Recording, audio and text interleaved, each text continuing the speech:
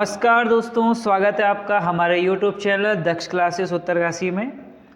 आज हम लोग वन दरोगा के लिए, लैब असिस्टेंट के लिए, LT के लिए और प्रवक्ता के लिए प्रथम सीरीज शुरू करने जा रहे हैं, जिसका टॉपिक साइटोलॉजी होगा, यानी कि कोशिका विज्ञान। आप लोग इसी प्रकार की सीरीज़ को पाने के लिए हमारे चैनल को सब्सक्राइब कर सकते हैं। आज हम लोगों ने 30 प्रश्नों की एक श्रृंखला ला रखी है, जिसमें पहला प्रश्न कोशिका विज्ञान का, साइटोलॉजी का, इस प्रकार से होगा। क्वेश्चन आपके पास रहेगा, कोशिका झिल्ली की प्रवृत्ति क्या होती है? पारगम्य होती है, अर्धपारगम्य होती है, गैर पारगम्य होती है या स्वतंत्र पारगम्य होती है? इस प्रश्न का जो आपके पास आंसर रहेगा, कोशिका झिल्ली की प्रवृत्ति होती है अर्धपारगम्य, यानी कि सेमी परमेएबल। इसी प्रकार दूसरा प्रश्न रहेगा, दूसरा प्रश्न आपके पास रहेगा, कोशिका का कौन सा गुण कुछ पदार्थों को अंदर तथा बाहर आने की अनुमति देता है? पहला ऑप्शन कोशिका द्रव्य साइटोप्लाज्म, दूसरा प्रोटोप्लाज्म जीव द्रव्य, तीसरा कोशिका भित्ति सेल वॉल, चौथा प्लाज्मा झिल्ली यानी कि प्लाज्मा मेम्ब्रेन। इस प्रश्न का सही जो आंसर होगा आपके पास रहेगा प्लाज्मा झिल्ली। अगला प्रश्न रहेगा, निम्नलिखित में से पादप कोशिकाओं का कोई भाग चयनात्मक पारगम्य होता है? इस प्रश्न का पहला ऑप्शन रहेगा कोशिका भित्ति, कोशिका झिल्ली, कोशिका द्रव्य, केंद्रक। तो इस प्रश्न का जो सही आंसर रहेगा, तीसरे प्रश्न का जो सही आंसर वो रहेगा दूसरा, कोशिका झिल्ली। इसी प्रकार अगला प्रश्न रहेगा, किसने कोशिका सिद्धांत को आगे बढ़ाया था तथा यह बताया था कि सभी कोशिकाएं पूर्ववर्ती कोशिकाओं से बनी होती है? पहला ऑप्शन रहेगा टी स्वान, एम स्लीडन, J.E. प्रोकेंजे, Rudolf Virchow. तो ये काफ़ी कॉमन क्वेश्चन आप लोगों को पता है, इसका आंसर हो जाएगा रुडोल्फ विर्चो। अगला 5वें नंबर का प्रश्न रहेगा, निम्नलिखित में से कौन सा जोड़ा गलत है? पहला है सूक्ष्मदर्शी की खोज लुवेनहॉक ने करी थी, दूसरा रॉबर्ट ब्राउन कोशिका सिद्धांत दिए थे, तीसरा जीवद्रव्य प्रोकेंजे, चौथा रॉबर्ट हुक कोशिका। तो 5वें प्रश्न का जो आंसर रहेगा वो रहेगा दूसरा। अगला प्रश्न रहेगा 5वें नंबर का, यूकैरियोटिक कोशिकाओं में प्लाज्मा झिल्ली किससे बनी होती है? यूकैरियोटिक कोशिकाओं में प्लाज्मा झिल्ली बनी होती है फॉस्फोलिपिड से, लिपोप्रोटीन से, फॉस्फोलिपोप्रोटीन से या फॉस्फोप्रोटीन से? सही आंसर हो जाएगा 6वें नंबर के प्रश्न का तीसरा, फॉस्फोलिपिड्स, यानी कि फॉस्फोलिपिड और प्रोटीन से, फॉस्फोलिपोप्रोटीन से बनी होती है। 7वें नंबर का प्रश्न रहेगा, जीवन की मूलभूत इकाई होती है? बहुत ही कॉमन क्वेश्चन है, इसका आंसर हो जाएगा पहला, यानी कि जीवन की मूलभूत इकाई कोशिका होती है।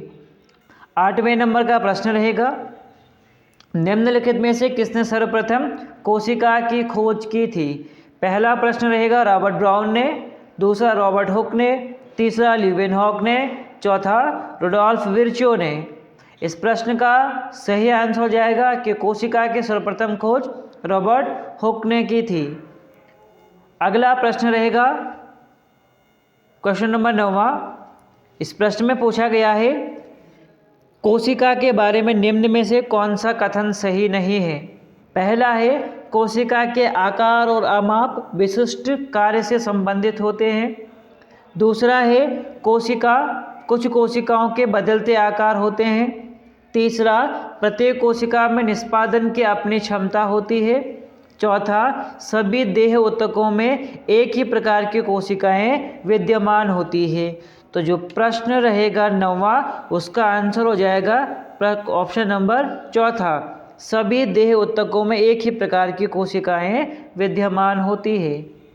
अगला प्रश्न, निम्न में कौन सा सूक्ष्मतम जीवित कोशिका है, यानी कि माइक्रोस्कोपिक लिविंग सेल है? पहला ऑप्शन बैक्टीरिया, दूसरा ऑप्शन ब्रेड मोल्ड, चौथा माइकोप्लाज्मा, तीसरा माइकोप्लाज्मा, चौथा वायरस। इस प्रश्न का जो सही आंसर रहेगा माइकोप्लाज्मा सबसे छोटी जीवित कोशिका होती है।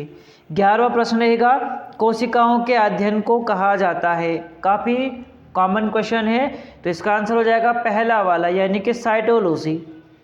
12वें नंबर का प्रश्न रहेगा निम्न में कौन सा जीव कोशिका सिद्धांत के अनुरूप कार्य नहीं करता है? बैक्टीरिया, वायरस, कवक और पौधे। 12वां जो क्वेश्चन रहेगा इसका आंसर हो जाएगा वायरस, क्योंकि हम सभी लोग जानते हैं कि वायरस क्या होता है, connective link between the living and non living things, यानी कि जो वायरस होते हैं वो जीवित तथा अजीवित कोशिकाओं के या जीवों के बीच की संयोजी कड़ी होता है। 13वें नंबर का प्रश्न रहेगा नेक्ड आई से यानी कि नग्न आंखों से देखे जा सकने वाले कोषाणु का सबसे छोटा आकार क्या होता है?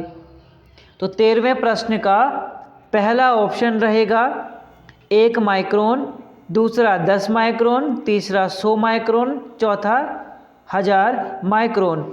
इस प्रश्न का जो आंसर रहेगा वो रहेगा 100 माइक्रोन। अगला प्रश्न रहेगा इस प्रकार से कोशिका का जीवित अंश जीव द्रव्य कहलाता है, यह किससे बना होता है? यानी कि जो आपके पास कंपोनेंट होंगे साइटोप्लाज्म के वो क्या होंगे? पहला केवल कोशिका द्रव्य यानी कि प्रोटोप्लाज्म जो जीव द्रव्य जो है, दूसरा केंद्रक द्रव्य न्यूप्लाज्म, तीसरा न्यूप्लाज्म एंड साइटोप्लाज्म, चौथा कोशिका द्रव्य, केंद्रक द्रव्य और अन्य कोशिकांग। तो हम लोगों को पता है प्रोटोप्लाज्म जो होता है वो इन सभी का आपके पास कंपोजिशन होता है, यानी कि कोशिका द्रव्य, केंद्रक द्रव्य और अन्य कोशिकांग। तो इस प्रश्न का सही आंसर हो जाएगा चौथा। अगला प्रश्न रहेगा निम्न कोशिका अंगकों में से कौन सा एक अर्ध पारगम्य है, सेमी परमेबल है?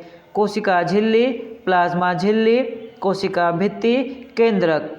तो हम लोगों को पता है कि जो आपके पास सेमी परमेबल होता है वो आपके पास क्या होता है, प्लाज्मा झिल्ली होता है, अर्ध पारगम्य।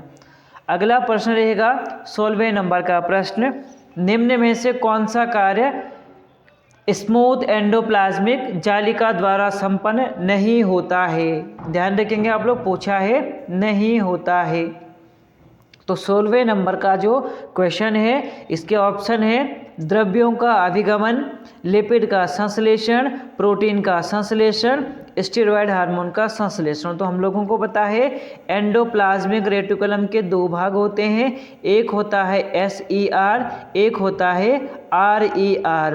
तो रफ एंडोप्लाज्मिक रेटिकुलम की सतह पर पाए जाते हैं राइबोसोम जो प्रोटीन का संश्लेषण करते हैं, जबकि दूसरा वाला एंडोप्लाज्मिक रेटिकुलम जिसकी सतह पर क्या होते हैं, राइबोसोम नहीं पाए जाते हैं। तो बाकी 3 कार्य करता है किसको छोड़ करके, प्रोटीन के संश्लेषण को छोड़ करके। तो 16वें प्रश्न का सही उत्तर हो जाएगा तीसरा।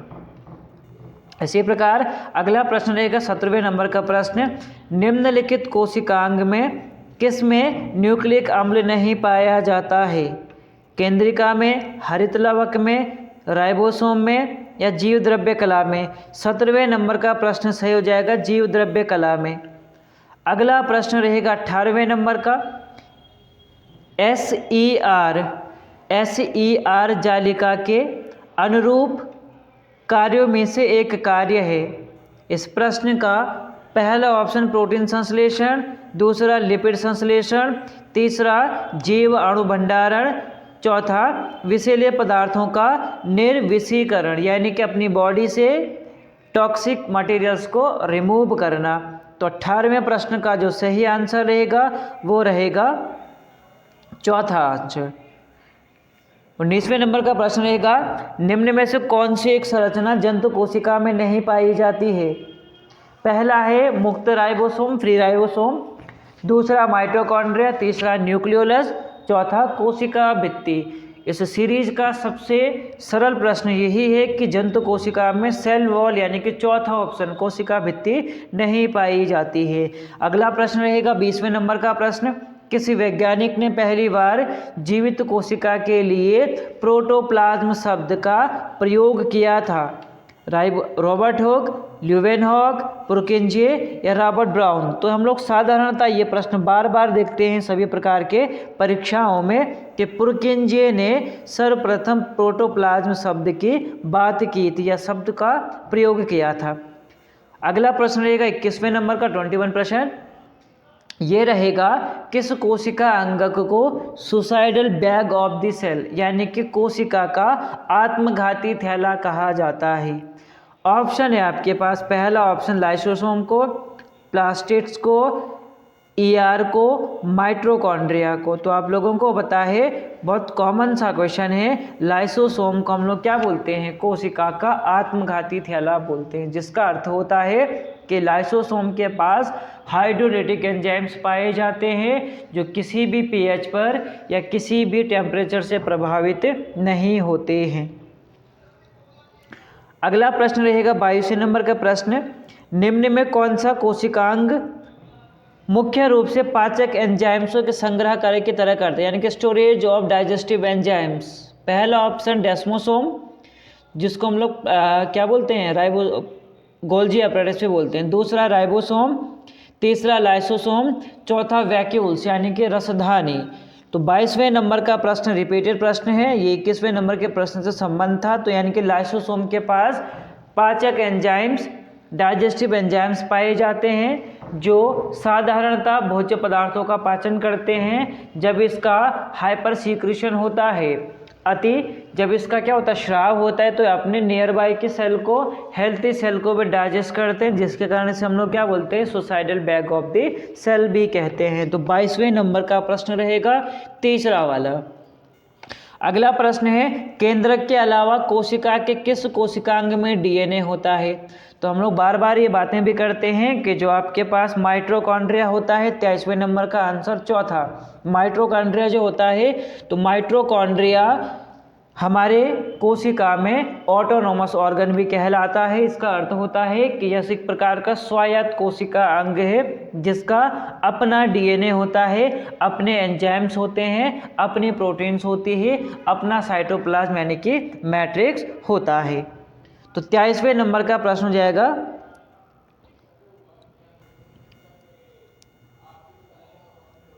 चौथा, माइटोकॉन्ड्रिया। अगला प्रश्न है 24वें नंबर का प्रश्न, प्राणी कोशिका में कोशिकीय श्वसन हेतु कौन सा स्थान होता है। रेस्पिरेशन के साइट, कोशिका के श्वसन के लिए, सेलुलर रेस्पिरेशन के लिए स्थल एनिमल सेल में होता है। तो हम लोग बार बार बोलते हैं क्रेब साइकिल हमारे माइटोकॉन्ड्रिया में संपन्न होती है। तो 24वें प्रश्न का उत्तर हो जाएगा दूसरा, माइटोकॉन्ड्रिया। 25वां प्रश्न है, एक कोशिका के केंद्रक में कौन सा द्रव्य होता है। तो 25वें का आंसर हो जाएगा न्यूक्लियोप्लाज्म, यानी कि तीसरा वाला इसका सही हो जाएगा। अगला है प्रश्न 26वें नंबर का प्रश्न, एक वयस्क रंध्र में निम्नलिखित में से कौन सा उपस्थित नहीं होता है। ऑप्शन है जीव द्रव्य तंतु, हरित लवक, कोशिका भित्ति, रिक्तिका। तो वयस्क रंध्र में हम लोग क्या बताएंगे कि जो आपके पास जीव द्रव्य तंतु होते हैं वो एब्सेंट, अनुपस्थित होते हैं। 27वें नंबर का प्रश्न रहेगा, मानव शरीर में मौजूद निम्नलिखित में से कौन सी कोशिकाओं में किस में माइटोकॉन्ड्रिया नहीं पाया जाता है। आरबीसी में, लीवर सेल में, मसल सेल में या डब्ल्यूबीसी में। तो 27वें नंबर का आंसर हो जाएगा पहला वाला, आरबीसी में माइटोकॉन्ड्रिया नहीं पाया जाता है। 28वें नंबर का प्रश्न है, साइटोलॉजी का निम्न में से नियंत्रक केंद्र कहा जाता है, यानी कंट्रोलिंग सेंटर कहा जाता है, केंद्रक को, प्लाज्मा को, लाइसोसोम को या क्रोमोसोम को। तो साधारणतः बहुत कॉमन सा क्वेश्चन है, 28वें का पहला आंसर से हो जाएगा। केंद्रक को हम लोग अपनी कोशिका का नियंत्रक केंद्र, कंट्रोल रूम भी कहते हैं। 29वां प्रश्न है, कौन सा वह कोशिकांग है जो प्रोकैरियोटिक कोशिकाओं में नहीं पाया जाता है। पहला है कोशिका भित्ति, दूसरा है सूत्रकणिका माइटोकॉन्ड्रिया, तीसरा है प्लाज्मा झिल्ली, चौथा है राइबोसोम। तो 29वें प्रश्न का सही आंसर हो जाएगा माइटोकॉन्ड्रिया। माइटोकॉन्ड्रिया प्रोकैरियोटिक सेल में नहीं पाया जाता है। अंतिम प्रश्न प्रथम श्रृंखला का निम्न कोशिकाओं में किस में प्रोटीन कोडोन वाला अपना आनुवंशिक पदार्थ नहीं पाया जाता है? राइबोसोम, केंद्रक, सूत्रकणिका माइटोकॉन्ड्रिया या हरित लवक? इस प्रश्न का उत्तर हो जाएगा पहला, राइबोसोम। तो इस प्रश्न की ये अंतिम प्रश्न था इसी श्रृंखला में। इसी प्रकार की श्रृंखला को पाने के लिए आप लोग हमारे चैनल को शेयर करें, सब्सक्राइब करें और बेल आइकन जरूर दबाएं ताकि अगला जो नोटिफिकेशन आप लोगों तक पहुंच सके।